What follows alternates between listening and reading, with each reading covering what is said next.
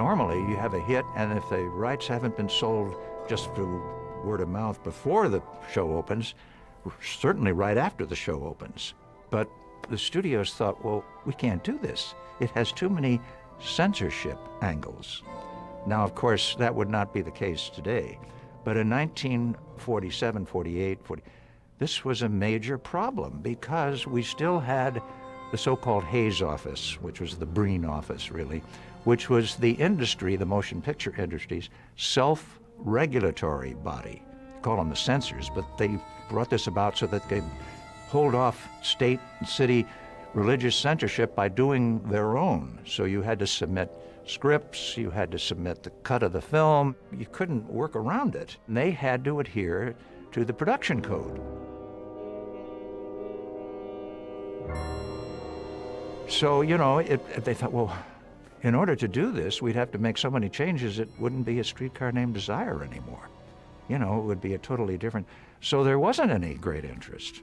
But Warner Brothers decided to do the film. And, you know, everybody's on board. Tennessee Williams is going to be involved with the adaptation. And then the script is submitted to the Breen office, and it's, hey, gang, you have real problems here.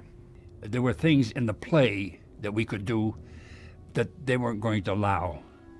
And Gazan was trying to hide as best he could those moments. And there were moments when he said, that's what the play's about, and you just can't do it. You just can't hide it. So they settled on 3 items having to do with this adaptation.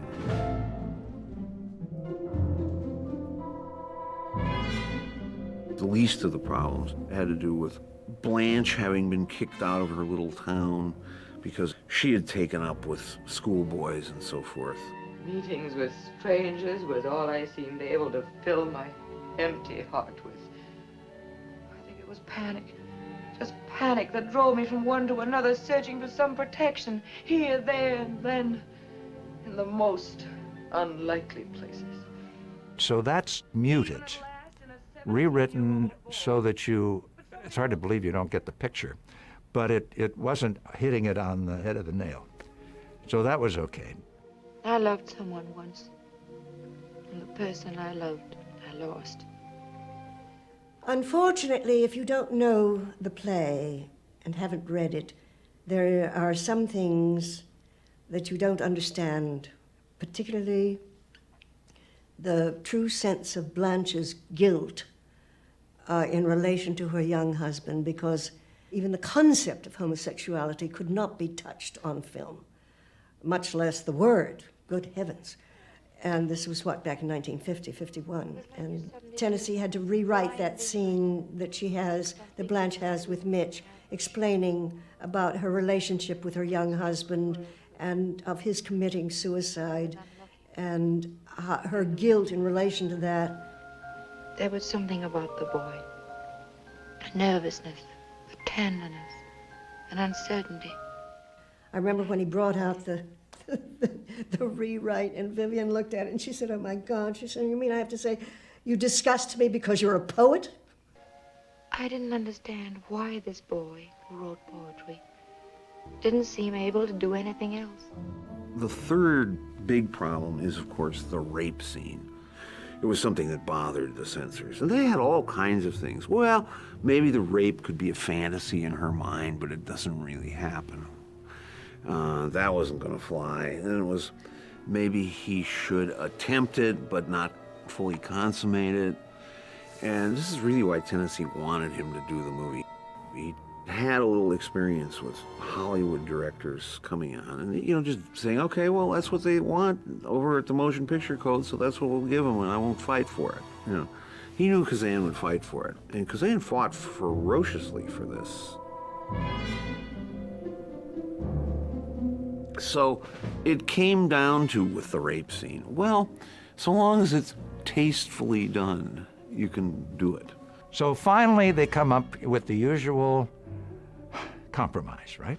The compromise in this instance, which apparently Kazan came up with, is that the rape will take place, but it'll be done very carefully and, you know, by indirection, and the mirror will be smashed, and you're not going to see any actual aspect of the rape.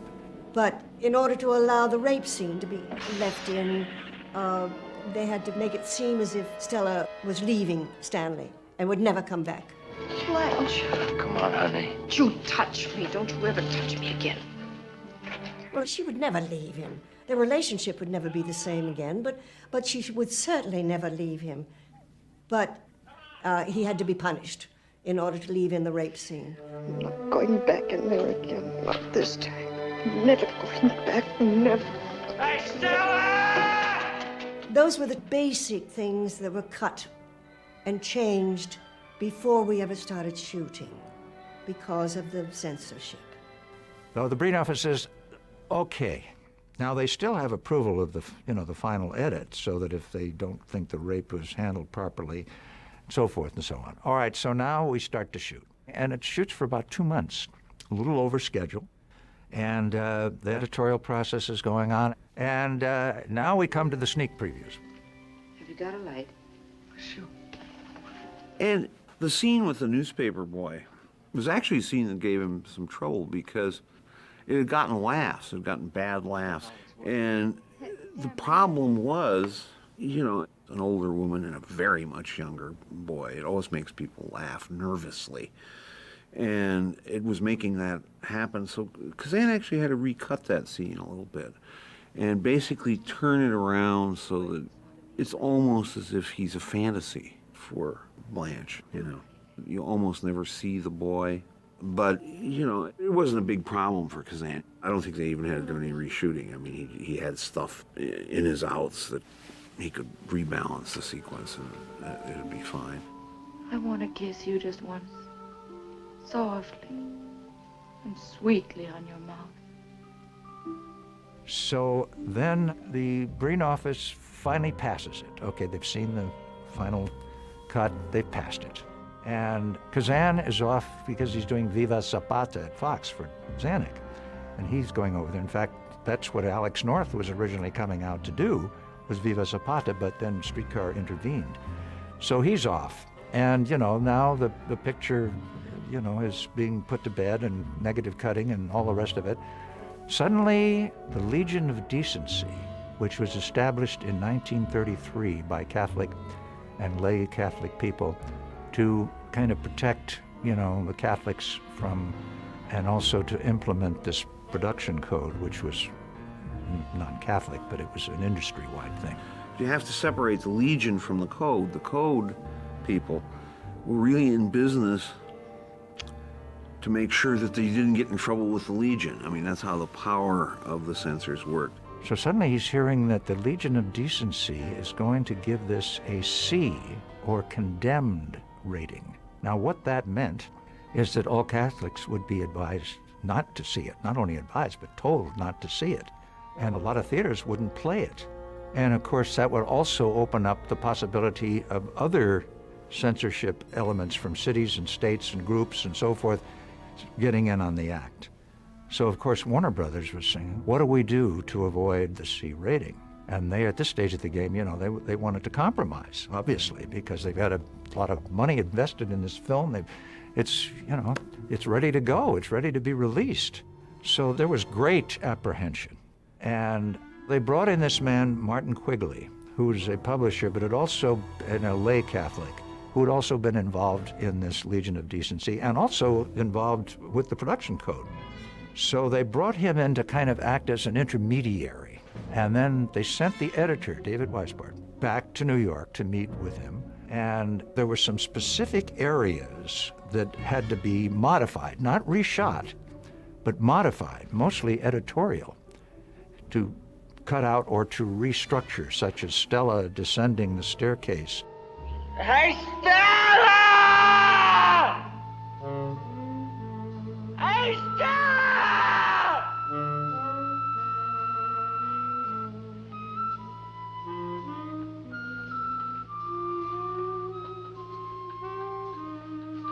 And then, so you didn't see the expression on her face. That had to be played in a long shot.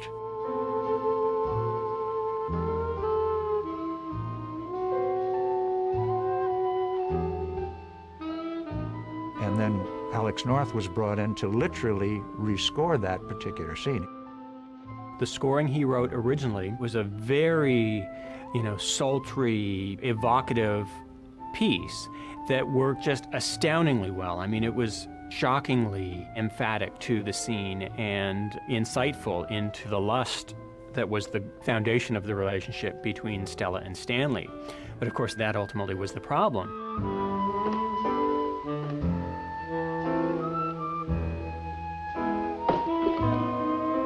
They came down with a ruling that this piece of instrumental music was too carnal and suggestive, and must be removed from the film. And so he ultimately had to rewrite the piece, predominantly revising it with a string orchestration, and that was what was included in the original theatrical cut of the film.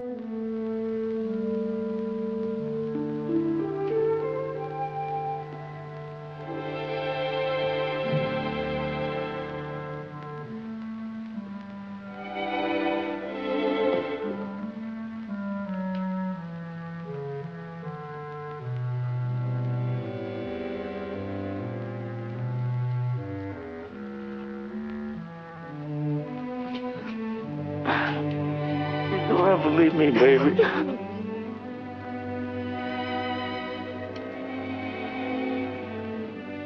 Also, there were a couple of lines that were taken out. According to which that what belongs to the wife belongs to the husband also, and vice versa. My, but you have an impressive judicial aim. You know, if I didn't know that you was my wife's sister, I would get ideas about you. She's what? Don't play so dumb, you know what. All right. Cards on the table. We're talking about his desire. Just brutal desire. The name of that rattletrap streetcar that bangs through the quarter. Up one old narrow street and down another. Haven't you ever ridden on that streetcar? It brought me here. Where I'm not wanted. And where I'm ashamed to be. Then don't you think your superior attitude's a little out of place? A man like that. I told you I love it. I tremble for you. I want to kiss you just once. Softly. And sweetly on your mouth. I want to kiss you just once. Softly. And sweetly.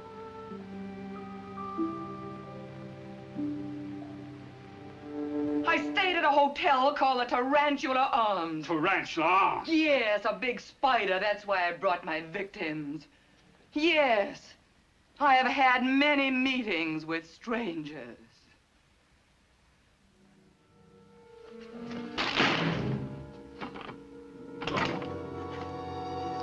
Well, maybe you wouldn't be bad to interfere with.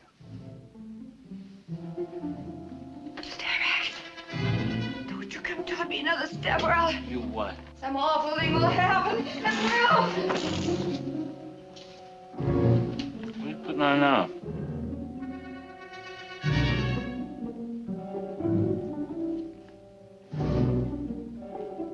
But, certain things you think, well, what difference did that make? But at the time, somehow this, they felt, would make a difference.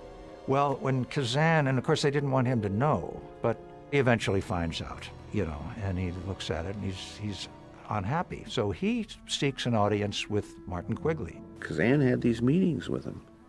And Quigley kept saying to him, moral issues must, in all movies, take precedence over aesthetic issues.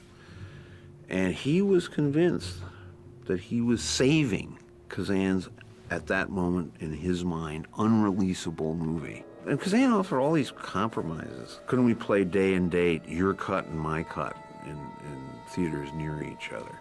Couldn't I take it to Venice in the uncut form? He was invited to the Venice Film Festival. And Kazan argued with him, but got no support. Jack Warner's just glad to have a picture he could put out. He was probably a little afraid that his entire investment was going to go down the drain. So, as Kazan said, that was it. It was a closed issue. And the thing is given a B rating, which means objectionable in part for all. But that's okay. It will get played in all the theaters and, et cetera, so we're off the hook. But all of that cut material was rediscovered several years ago. in a can where the original negative was, but not marked. So here were these trims that were able to be put in very carefully to where they belonged. So now the picture was able to be reissued and put into Laserdisc videos, and now, fortunately, DVD, the way it was before the Legion of Decency put their cuts in there. But Kazan felt, he said, I remember talking to him after they found the missing 4 minutes and put it back into the release print. He says, it doesn't make any difference, does it? He says, you get it, don't you? And you do. That play is substantially emotionally intact on the screen.